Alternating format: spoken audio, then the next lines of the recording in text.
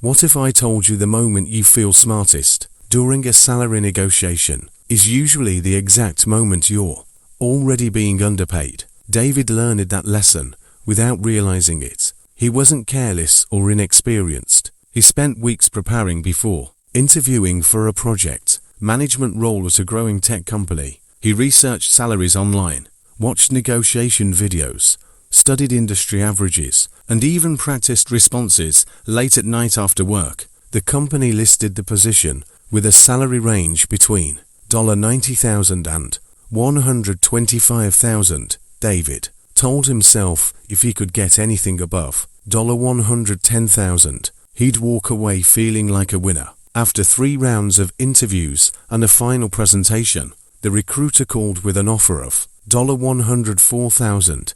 David pushed back confidently. He explained his experience, highlighted his past achievements, and asked for $118,000. 2 days later, the recruiter returned with great news. The company approved $116,000. David felt unstoppable. He thought he had outsmarted the system. He celebrated with his friends that weekend, believing he squeezed every dollar possible from the company. He didn't. 6 months later, another manager joined the same department. Similar experience, similar responsibilities, similar age. Her salary was $138,000. David discovered it completely by accident during a spreadsheet mix-up in a team budget report. At first he assumed there had to be some mistake. There wasn't. The difference wasn't performance. It wasn't education. It wasn't luck. It was strategy. Because while David negotiated the number he could see, the company negotiated around the numbers he couldn't.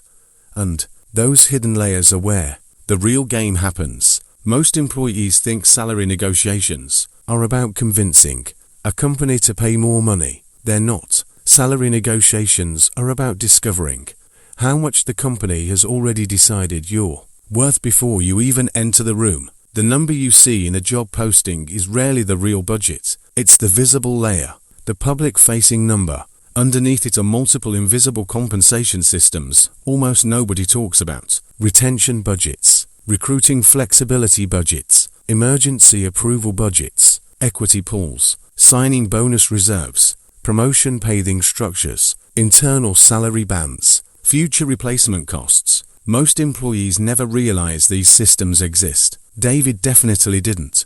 When he saw the posted range online, he assumed the company had one fixed number they were trying not to exceed. In reality, the company had multiple compensation zones attached to the exact same role. One budget existed for average candidates, another existed for difficult-to-replace candidates, and another existed for candidates who appeared likely to reject the offer unless the company stretched further. The recruiter knew all of this before David even walked into his first interview. That's why one simple question matters so much during early conversations. What salary are you targeting? Most people think this is harmless small talk. It's not. That single answer that changes the entire negotiation structure. David made the mistake almost immediately. During the first phone screen, the recruiter casually asked about compensation expectations. David responded honestly, "I currently make around $95,000, so I'd probably need at least $110,000 to make the move worthwhile." The moment he said that, the recruiter learned 3 critical things. First, David emotionally justified leaving for anything above $110,000. Second, he likely didn't have competing offers because he volunteered a target too quickly. Third, and most importantly, he viewed salary negotiations through the lens of percentage increases instead of market value. That last mistake silently destroys careers financially. Most people negotiate based on their previous salary because emotionally it feels logical. If you currently make $95,000, then $115,000 feels like a huge upgrade. But companies don't care what you used to make. They care about replacement value. If replacing the role in today's market costs $140,000, then that's the number that matters internally. But if you voluntarily anchor yourself lower, the company will happily use your old salary as the reference point instead.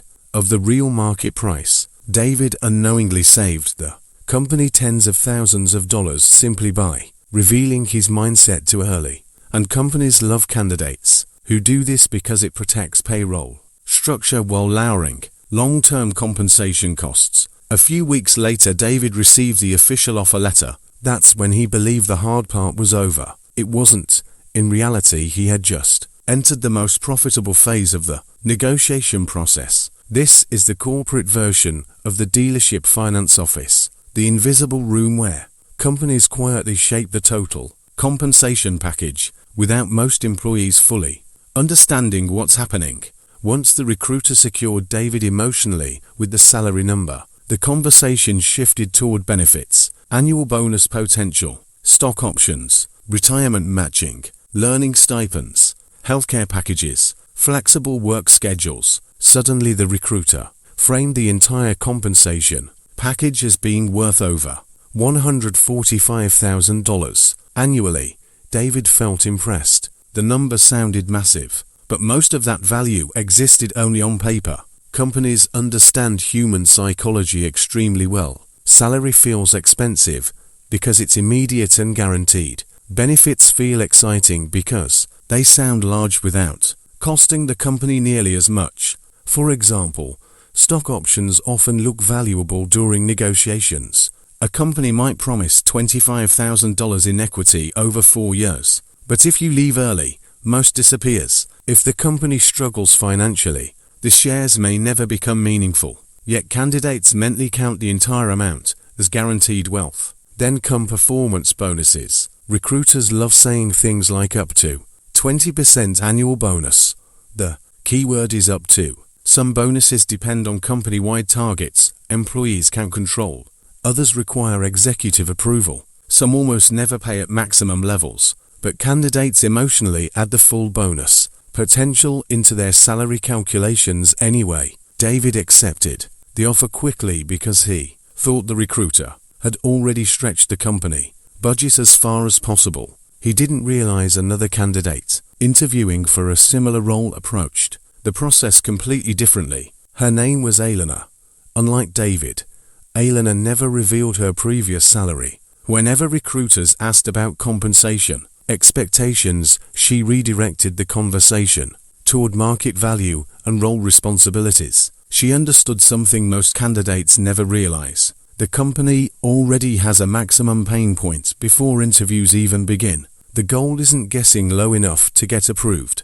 The goal is discovering how close you can move toward that invisible ceiling that completely changes the negotiation dynamic. During her interviews, Elena asked calibrated questions instead of emotionally defending herself. Questions like, what compensation range do top-performing hires usually land within? Or, how flexible is the compensation structure for candidates with directly relevant experience? These questions sound casual, but they're strategic. Every answer reveals hidden information about the company's internal flexibility, and information is leverage. Elena also understood the power of silence. When the recruiter initially offered her $121,000, she didn't immediately react with excitement or gratitude. She paused long enough to create discomfort, then calmly responded, based on the market demand and responsibilities discussed, I'd need to be closer to $140,000 to seriously consider making the transition. She didn't justify emotionally. She didn't explain personal expenses. She framed herself as a valuable asset with alternatives, not an employee asking for permission. Suddenly the company discovered flexibility that supposedly didn't exist earlier. Additional signing bonus budget appeared, equity increased, salary moved upward, more vacation flexibility surfaced. The final offer landed, dramatically higher than David's, despite nearly identical responsibilities. This happens constantly in the corporate world, not because companies are evil, but because every organization tries to acquire talent at the lowest acceptable cost, just like customers try to buy products at the lowest possible price. The system rewards candidates who understand leverage, positioning, and information flow. Most employees focus entirely on proving they deserve more money. The strongest negotiators focus on proving the market may take them elsewhere. But the biggest trap still comes after the offer is signed. Most people think salary negotiations happen once. They don't. Companies quietly shape your earning potential. 4 years based on your starting number. Raises are usually percentages. Bonuses are usually percentages. Promotions build on previous compensation. Retirement contributions scale from your salary. Even future job offers often reference your current pay level. A candidate who starts at $140,000 instead of $115,000 doesn't just make an extra $25,000 once. Over a decade, that difference can quietly compound into hundreds of thousands of dollars. David didn't lose money because he lacked intelligence. He lost money because he negotiated emotionally instead of structurally. The corporate world runs on invisible math. Companies know exactly how valuable strong employees can become over time. They know replacing experienced workers costs enormous amounts in lost productivity, recruiting fees, onboarding, training, and operational disruption. That's why the strongest candidates aren't the ones who beg for approval. They're the ones who calmly communicate value while making it clear they understand the market. Confidence changes negotiation psychology completely. The moment a company fears losing a candidate to another opportunity, internal flexibility suddenly expands. Budgets appear. Exceptions get approved. Salary bands shift. Policies bend. The money was often there all along. David eventually understood the truth, almost a year later after talking privately with a senior recruiter friend. The recruiter explains something most employees never hear directly. Companies usually don't pay people what they're worth. They pay people based on what they think they can get them for. That sentence completely changed how David viewed his career, because the salary negotiation was never really about confidence, intelligence, or hard work alone. It was about information asymmetry. The company knew the budget. David didn't. The company knew the flexibility. David didn't. The company knew how desperately they needed the role filled. David didn't. And in every negotiation, the side with more information usually wins. Now imagine this happening not once, but across an entire lifetime. One underestimated salary negotiation becomes lower raises, lower bonuses, smaller retirement contributions, reduced investment potential, delayed financial freedom, all because of one conversation. Most people walk into emotionally unprepared. That's the hidden system nobody talks about. Companies don't need employees to fail. They just need employees to undervalue themselves slightly. Across thousands of workers, those small gaps become millions saved in payroll costs, and most people never even realize it happened. David thought winning meant hearing the recruiter say yes. He thought negotiating meant pushing the number slightly higher and feeling proud afterward.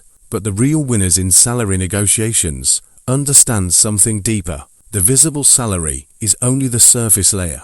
The real game is leverage, positioning, patience, and information.